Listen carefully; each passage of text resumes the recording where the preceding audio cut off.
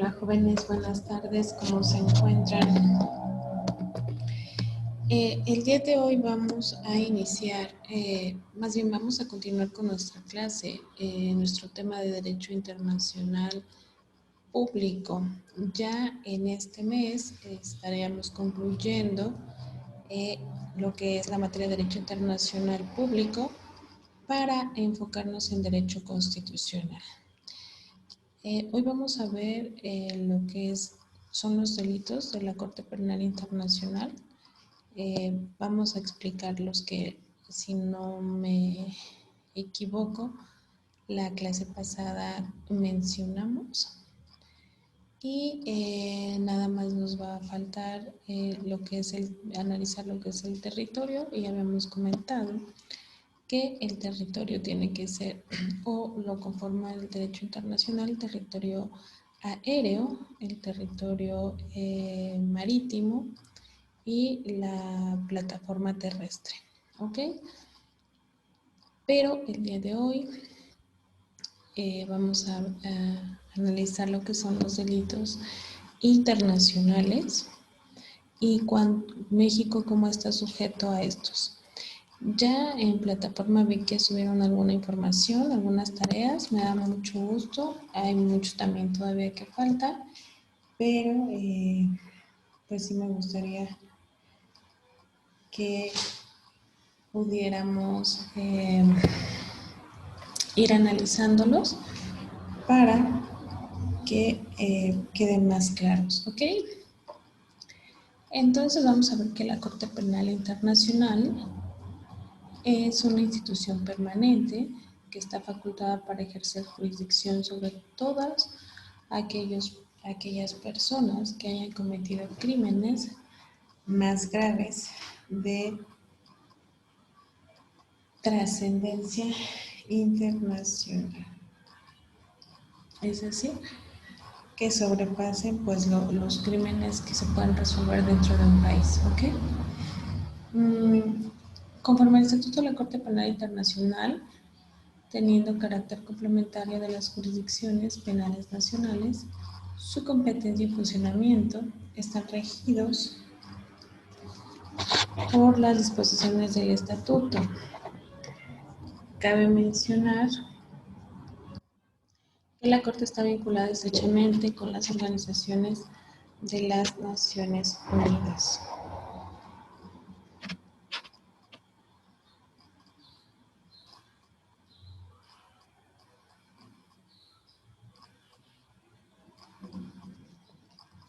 La Corte Penal Internacional, o con sus siglas en CPI, es un tribunal de última instancia para el enjuiciamiento de crímenes graves internacionales como el genocidio, los crímenes de guerra y los delitos de lesa humanidad.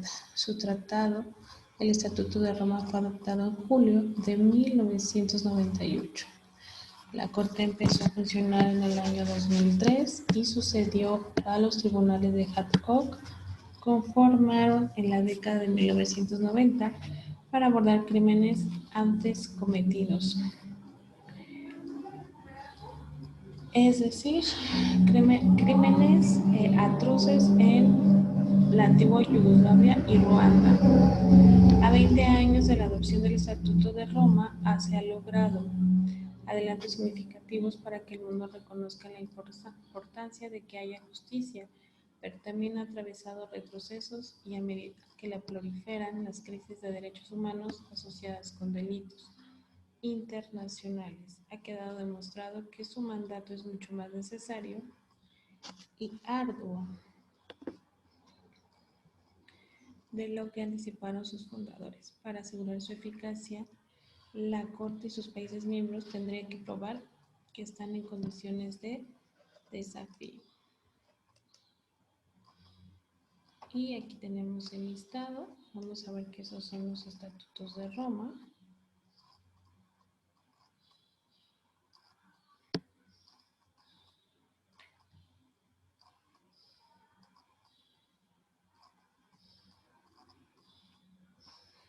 Los estatutos de Roma de la Corte Penal Internacional, es decir, su ley que va a regir esta Corte es Su artículo primero dice que la competencia de la Corte se limitará a los crímenes más graves de trascendencia para la comunidad internacional en su conjunto. La Corte tendrá competencia de conformidad con el presente estatuto respecto de los siguientes crímenes. Ahorita vamos a ver cada uno, pero los vamos a enumerar, que son el crimen de genocidio, los crímenes de lesa humanidad, los crímenes de guerra y el crimen de agresión. La Corte ejercerá competencia respecto del crimen de agresión una vez que se apruebe una disposición de conformidad con los artículos 121 y 123 en que se define el crimen y se enuncian las condiciones de las cuales lo hará. Esa disposición será compatible con la disposición permanente de la Carta de las Naciones Unidas. ¿Ok? Para que exista esta Corte, su existencia y labor incentivan a las administraciones de justicia de los estados parte del Estatuto de Roma para que investiguen las violaciones de los derechos humanos y las infracciones del derecho internacional humanitario que constituyen crímenes de su competencia, sancionen a los responsables y reparen a las víctimas de esos actos. Es decir, es su objetivo de esta Corte.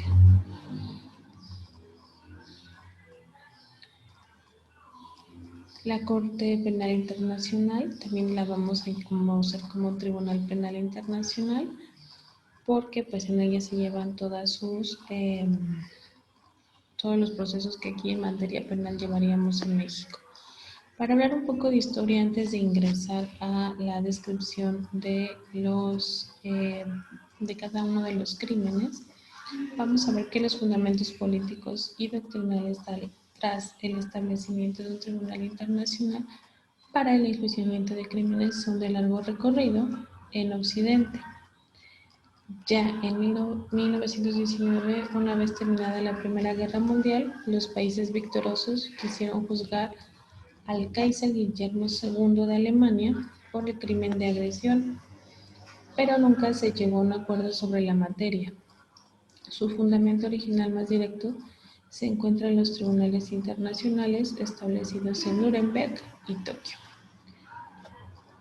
para juzgar los crímenes de guerra de Alemania y Japón por los delitos cometidos durante la Segunda Guerra Mundial, pese a que el primero de estos ha sido objeto de graves críticas, tanto por castigar penalmente a personas jurídicas, por ejemplo, cuando la Segunda Guerra Mundial como la SS o la Gestapo, o por no aplicar principios de temporalidad y territorialidad de los delitos. Fueron en conjunto considerados un gran avance en materia de justicia internacional. Posteriormente, en los albores de la Organización de las Naciones Unidas, el Consejo de Seguridad recomendó a un panel de expertos que se explorase la posibilidad de establecer una Corte Permanente de Justicia en materia criminal, similar o complementario a su principal órgano judicial, la Corte Internacional de Justicia. Sin embargo, después de largos debates académicos y políticos, la idea no prosperó hasta los graves acontecimientos del genocidio yugoslavo. Digamos que fue el que le dio como un plus a la creación de la Corte. Esto fue en el año de 1991 a 1995 y el genocidio ruandés en 1994. En parte por estos trágicos hechos y por el desarrollo alcanzado por el derecho internacional de los derechos humanos y por el derecho penal internacional, se celebró en la ciudad de Roma una conferencia diplomática de plenipotenciarios de las Naciones Unidas sobre el establecimiento de una Corte Penal Internacional, en cuya acta final suscrita el día 17 de julio de 1998 se estableció la Corte Penal Internacional. Si se dan cuenta, es una corte relativamente joven, no han pasado muchos años de su creación. Tiene un carácter permanente, encargado de perseguir y condenar los más graves crímenes cometidos por el individuo en contra del derecho internacional. Conscientes de que todos los pueblos están unidos por estrechos lazos y sus culturas configuran un patrimonio común, y observando con preocupación que este delicado mosaico puede romperse en cualquier momento. Teniendo presente que en este siglo millones de niños, mujeres y hombres han sido víctimas de atrocidades que desafían la imaginación y conmueven profundamente la conciencia humanitaria.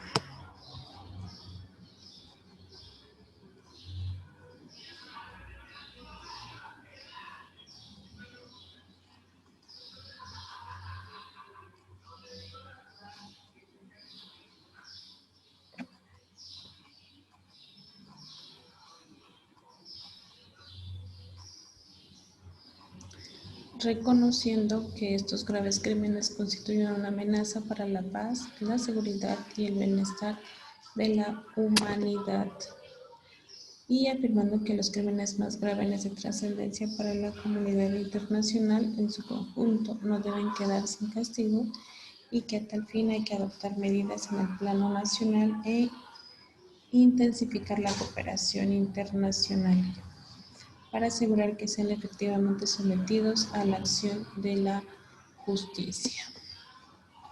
Ok, vamos a ver que la Corte está compuesta de 4 órganos, 2 como oficinas semiautónomas y el Fondo para las Víctimas, dividiéndose en presidencia, divisiones judiciales, oficina del fiscal y secretaría. El presidente actual es Piotr Osmarski, es polaco. El vicepresidente es Robert Frem, es vive o es de la República Checa. Hay 18 jueces organizados dentro de la División de Cuestiones Preliminares, la División de Juicio y la División de Apelaciones. Hay un fiscal en jefe, Karin Kam, es de Gran Bretaña. Un vicefiscal, James Stewart, canadiense.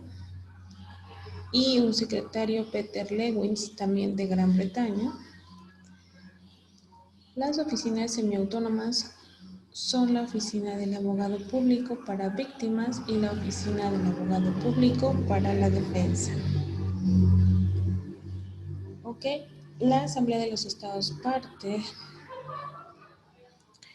por sus siglas AEP, es el órgano legislativo del Tribunal Penal Internacional y está encargada de supervisar su gestión.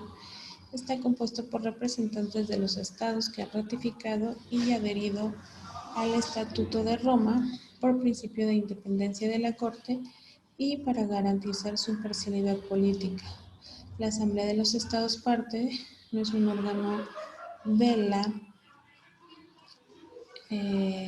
Corte Penal Internacional, pero la Asamblea de los Estados Partes funciona a cambio como el brazo legislativo del tribunal, que igualmente garantiza su financiamiento. Según la Corte Penal Internacional,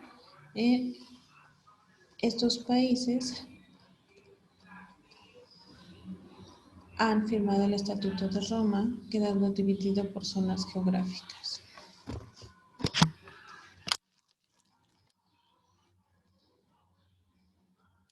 Como los países africanos, países asiáticos y Europa Oriental. También Latinoamérica y el Caribe, y Europa Occidental y otros países. Una de las ideas que dirigió aquella Asamblea de los Estados Partes fueron convertir a la Corte en un organismo realmente internacional, pese a las críticas que suscitaron en su momento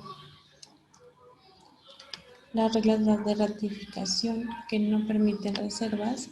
Se estableció un alto número de quórum para que éstas entraran en funciones. 60 las ratificaron. Las ratificaciones fueron logradas en 4 años, entrando en vigor el 1 de julio del 2022.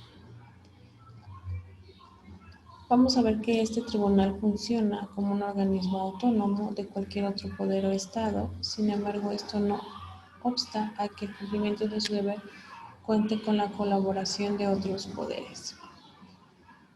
Los crímenes son justamente los que estamos aquí viendo. El genocidio está en el artículo 6 de estos estatutos. Los crímenes de lesa humanidad, artículo 7.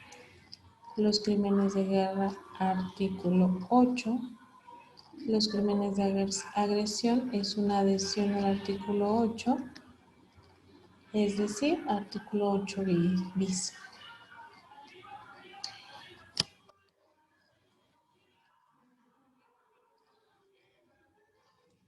Y el Estatuto de Roma, en su artículo 25, habla de una responsabilidad penal individual. De conformidad con el presente estatuto, la Corte tendrá competencia respecto de las personas naturales. Quien cometa un crimen de la competencia de la Corte será responsable individualmente y podrá ser penado de conformidad con el presente estatuto. De conformidad con el presente estatuto, será penalmente responsable y podrá ser penado por la comisión de un crimen de la competencia de la Corte. ¿Quién? Y menciona.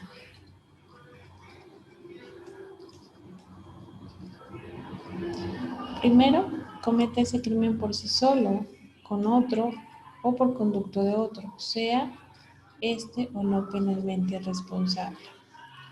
Ordene, proponga o induzca la comisión de ese crimen, ya sea consumado o en grado de tentativa,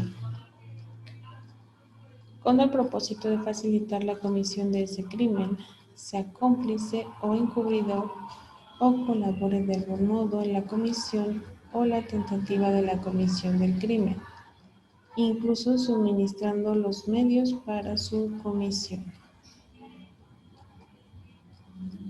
Contribuye de algún otro modo en la comisión o tentativa de comisión del crimen por un grupo de personas que tengan una afinidad común. ¿Y ok? Vamos a ver el primer delito, pero antes vamos a analizar unos principios aplicables de los estatutos de Roma. El funcionamiento del tribunal se rige por una serie de normas y principios que lo transforman en un tribunal especial solo para conocer casos realmente particulares. Los principios aplicables son complementariedad. La Corte funciona solo cuando un país no juzga o no puede juzgar los hechos de competencia del tribunal. Nullum crimis sine lege. El crimen debe estar defendido al momento de la comisión y que sea competencia de la Corte. Siguiente, nulla poena sine lege. Un condenado por el tribunal solamente puede ser penado como ordena el estatuto. Y retroactividad, ratione personae. Nadie puede ser perseguido por la Corte por hechos o delitos cometidos con anterioridad a su entrada en vigencia. Responsabilidad penal individual. No serán objeto de la protección punitiva las personas jurídicas, salvo como hecho agravante por asociación ilícita. La Corte no es competente para conocer a quienes eran menores de 18 años en el momento de la comisión del presunto crimen. Improcedencia de cargo oficial, todos son iguales ante el tribunal, aunque el acusado sea, por ejemplo, el jefe de Estado. Responsabilidad por el cargo, imprescriptibilidad, responsabilidad por cumplimiento de cargo, y este no exime de responsabilidad penal. Vamos a ver el primer delito, que es el genocidio, y este se refiere a la matanza de miembros de un grupo, a la lesión grave de la integridad física o mental de los miembros del grupo, sometimiento intencional del grupo a condiciones de existencia que hayan de acarrear su destrucción física, total o parcial, medidas destinadas a impedir nacimientos en el seno del grupo, y traslado por la fuerza de niños del grupo a otro grupo. En este van a ver ustedes, si pusiéramos un ejemplo, pues en todo se aplica lo que es la Segunda Guerra Mundial. En la Segunda Guerra Mundial, pues fue uno de los genocidios más grandes de la historia. En efecto, había matanzas enteras de grupos, se degradaba completamente la integridad física y mental de las personas y de masas enteras de ciudades, poblaciones completas, enteras.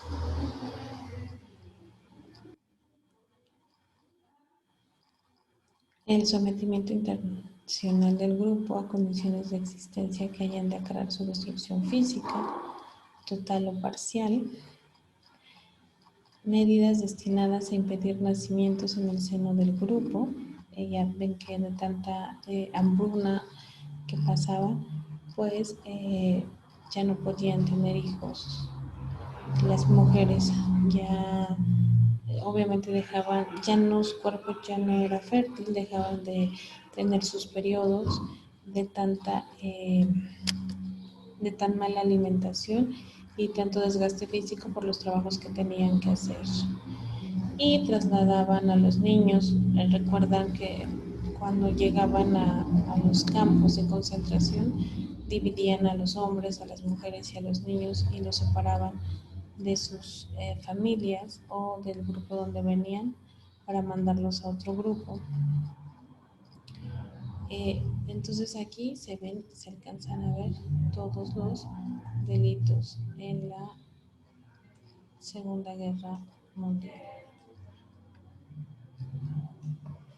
El siguiente delito es los crímenes de lesa humanidad, que son cualquiera de los actos siguientes cuando se cometan como parte de un ataque generalizado o sistemático contra una población civil y con conocimiento de dicho ataque. Y vamos a ver que está el asesinato, el exterminio, la esclavitud, la deportación o traslado forzoso de población y la encarcelación u otra privación grave de la libertad física en violación de normas fundamentales y de derecho internacional. El asesinato, pues obviamente es un delito que todos conocemos, que también se dio en la Segunda Guerra Mundial. El exterminio, pues fue uno de sus banderas de precisamente este movimiento bélico.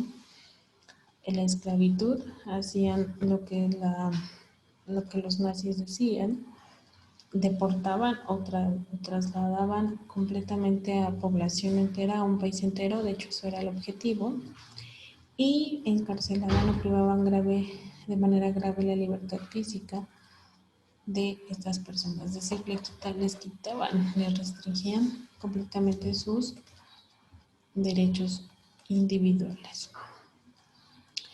Tenemos también lo que es la tortura, la piratería, la violación, la esclavitud sexual, prostitución forzada, embarazo forzado, esterilización forzada o cualquier otra forma de violencia sexual de gravedad comparable, persecución de un grupo o colectividad con identidad propia, fundada en movimientos políticos, raciales, nacionales, étnicos, culturales, religiosos y la desaparición forzada de personas.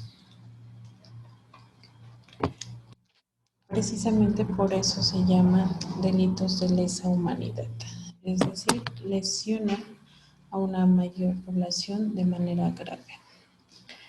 Después tenemos los crímenes de guerra, que son el homicidio intencional, la tortura, los tratos inhumanos, incluidos los experimentos biológicos,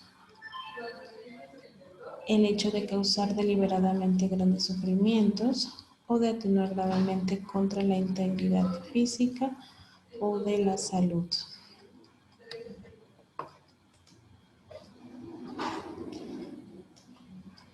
Y bueno, vamos a ver aquí lo que es el proceso de investigación y enjuiciamiento, que la investigación de los hechos que fueran constitutivos de delitos se pueden iniciar de tres formas: por remisión de un estado, parte la Corte de una situación particular por solicitud del Consejo de Seguridad de las Naciones Unidas y de oficio por el fiscal de la Corte. Una vez que el fiscal maneje estos antecedentes, puede archivarlos o puede presentar una acusación que revisa los antecedentes. Hechos válidos por el fiscal. Si es procedente, se acoge la acusación, que pasa a ser conocida por la Cámara de Primera Instancia, donde se realiza el juicio. Una vez absuelto o condenado, tanto el fiscal como el condenado en su caso pueden apelar o casar ante la Cámara de Apelaciones. Las penas y cumplimientos pueden establecer la sentencia, que va de una prisión por un plazo no mayor a 30 años, bueno, esto va a depender de la gravedad de los crímenes, a cadena perpetua, además de una multa y el decomiso de las especies que sean de propiedad del condenado. La pena se puede llevar a cabo en el país sede del tribunal o en otro, de acuerdo con los convenios que se puedan establecer entre la Corte y otros países.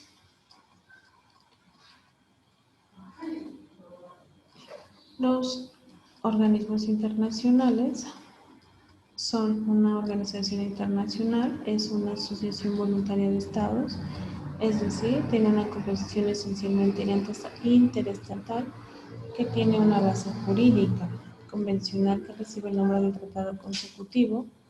El tratado consecutivo es el instrumento máximo de ordenamiento jurídico de la organización y en él se consignan los derechos, fines y obligaciones de ella. Cuenta con una estructura orgánica e independiente, generalmente compuesta por un plenario, un órgano encargado de la administración y un encargado del gobierno de organización.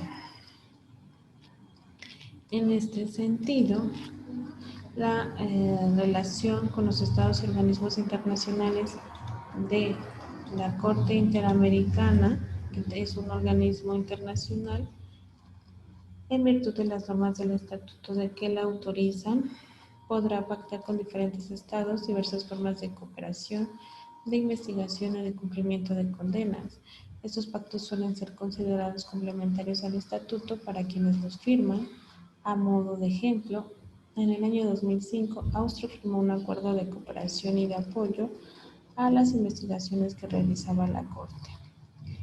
En cuanto a las Naciones Unidas, el Estatuto en su artículo 2 señala que la Corte estará vinculada con las Naciones Unidas por un acuerdo que deberá aprobar la Asamblea de los Estados partes en el presente Estatuto y concluir luego el presidente de la Corte en nombre de esta. En este sentido, es importante destacar la situación del veto invertido establecido en el Estatuto. Esta modificación cambia el efecto que tiene la población por alguno de los países que cuentan con un asiento permanente en el Consejo de Seguridad de su derecho a veto. Esto se traduce en que al momento de utilizar este derecho solo tendrá el efecto de evitar que el Consejo haga aplicación del derecho que tiende a solucionar a la Corte la no iniciación o suspensión de una investigación en curso ante el tribunal.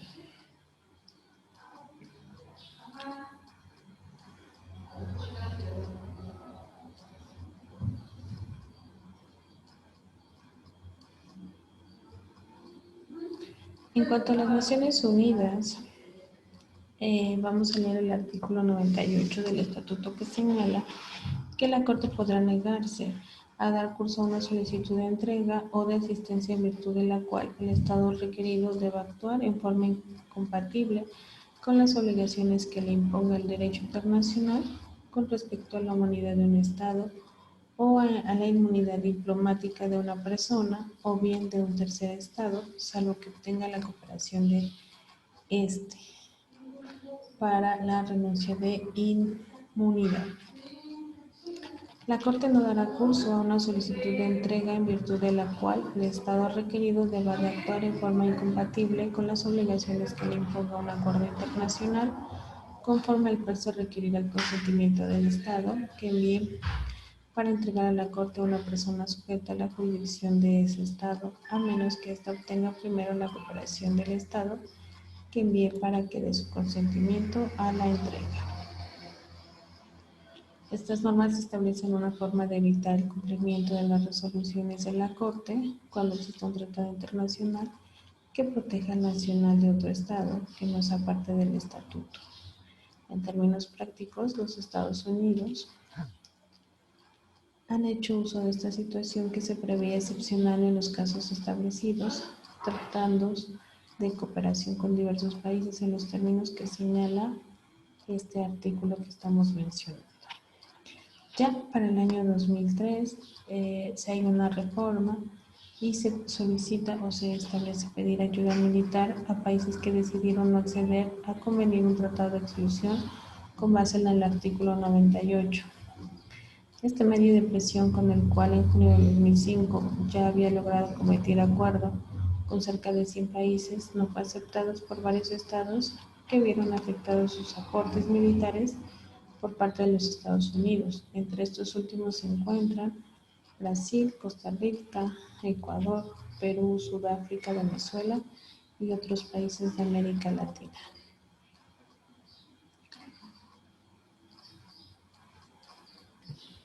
Y bueno, aquí vamos a dejar lo que es el tema de la Corte Interamericana para enfocarnos en los organismos internacionales que ya mencionamos. Y estos pues, son sujetos de derecho internacional público creados por medio del tratado con la finalidad de gestionar intereses colectivos de un grupo de estados o de la comunidad internacional. Son creados por medio de tratados internacionales integrados como sujetos del derecho internacional, generalmente por estados, y gozan de personalidad jurídica propia. Aquí vamos a ver unas principales organizaciones internacionales. No vamos a mencionar a fondo cada uno, solo les vamos a nombrar. La FAO, que es una organización mundial para la agricultura y la alimentación. El FMI, que es el Fondo Monetario Internacional. El Banco Mundial. El Consejo de Europa. La OIT, Organización Internacional del Trabajo. La OMS, la Organización Mundial de la Salud. La OMT, la Organización Mundial del Turismo. Y la ONU, que es la Organización de las Naciones Unidas que todos conocemos. Ok, vamos a ver que la clasificación de las organizaciones internacionales se van a dividir según su espacio de competencia. Hay organizaciones de carácter universal. Por ejemplo, la Organización de las Naciones Unidas es una de ellas. Y hay organizaciones que limitan su competencia a un sector determinado. Por ejemplo, la Organización de los Estados Americanos, la OEA.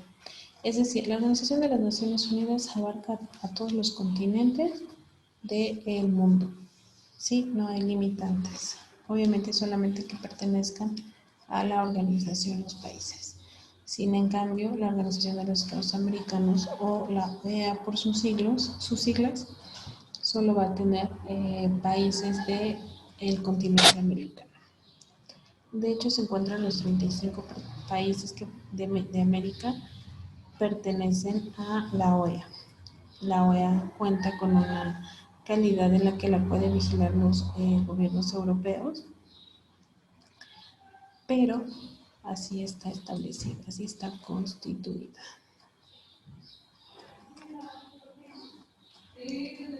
Bien, y vamos a ver lo que es, ya cambiamos acá de tema, las fuentes del derecho internacional.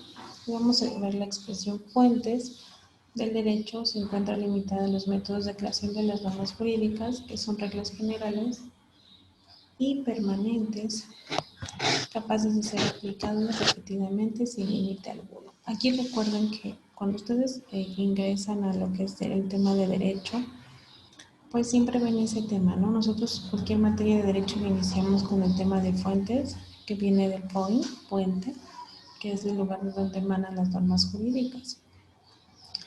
En México pues vamos a ver que existen las normas, las fuentes del derecho formales, etcétera, etcétera. Y vamos a ver las fuentes del derecho en materia internacional.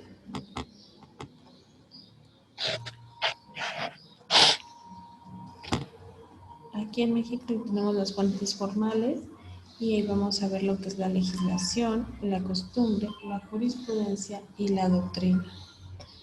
Tenemos las fuentes materiales o reales y tenemos las fuentes históricas.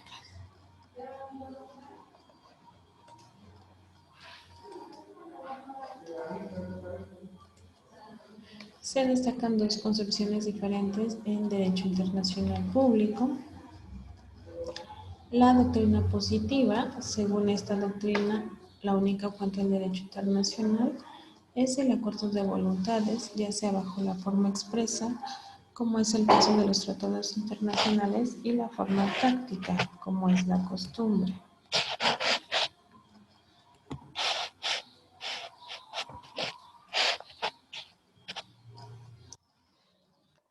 En la doctrina objetivista es la discusión entre las fuentes creadas y las fuentes formales.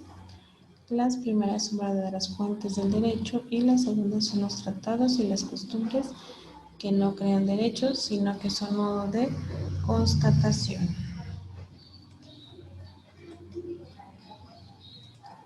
Vamos a ver aquí la clasificación de las fuentes de derecho internacional, las principales, o llamadas fuentes directas o autónomas también, son aquellos factores de tipo social, político o económico que están aptos para crear o formar normas jurídicas internacionales por sí mismas, aplicables a las relaciones de los estados y demás sujetos del derecho internacional.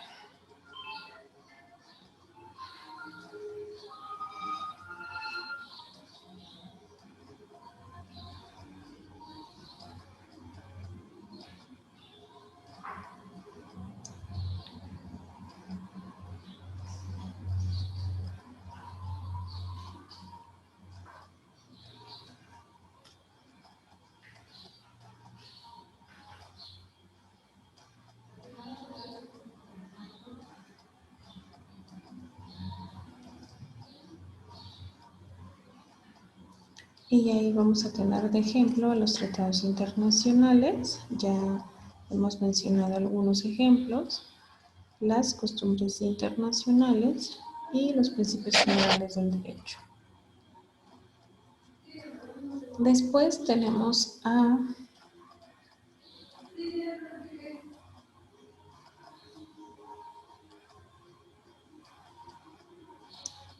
las fuentes secundarias, indirectas o heterónomas, que son aquellas que influyen en la aplicación y creación de las normas jurídicas, pero no son aptas de crearlas por sí solas, es decir, incluyen de manera especial el procedimiento mediante el cual una norma es establecida. Tenemos como ejemplo las decisiones judiciales de los tribunales internacionales y las opiniones de la doctrina del derecho internacional público.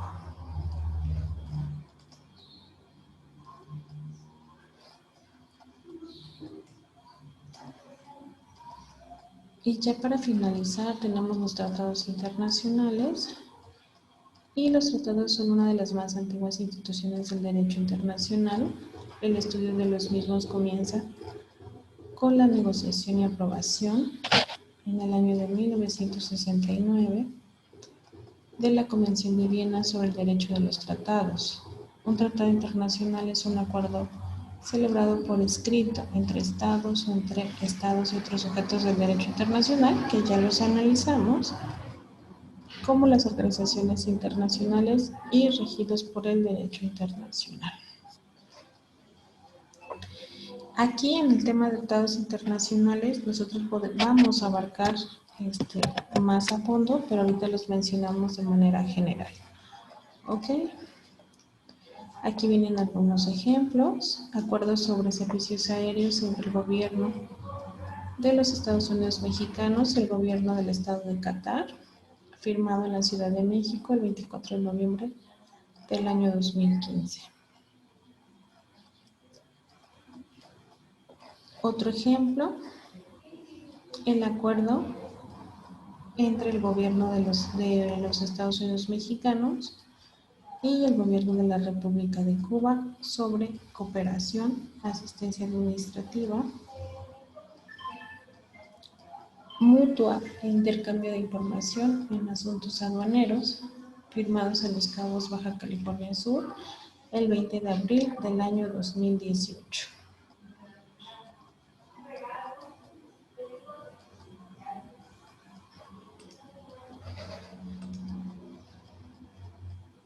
Y aquí tenemos otros. El acuerdo entre los Estados Unidos mexicanos y la República de Guatemala sobre asistencia administrativa mutua e intercambio de información en asuntos aduaneros, firmado en la ciudad de Hidalgo, Chiapas, el 7 de noviembre del año 2019. Si se dan cuenta, este es realmente un acuerdo nuevo, es decir, estamos a 4 años de que se firmó, ¿sí? Un convenio reciente. Y un convenio multilateral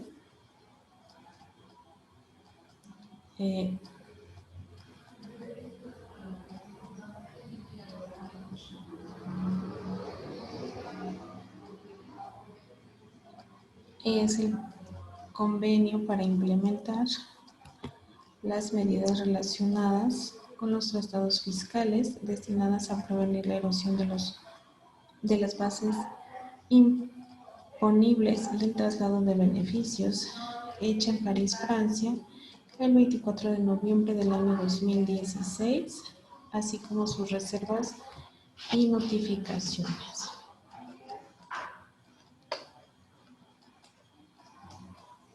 Y hasta aquí le vamos a dejar, chicos. La siguiente clase vamos a ver las etapas de un tratado para ya ingresar con también lo que es territorio. ¿Les parece muy bien? Pues que tengan una excelente tarde-noche y sigo a sus órdenes.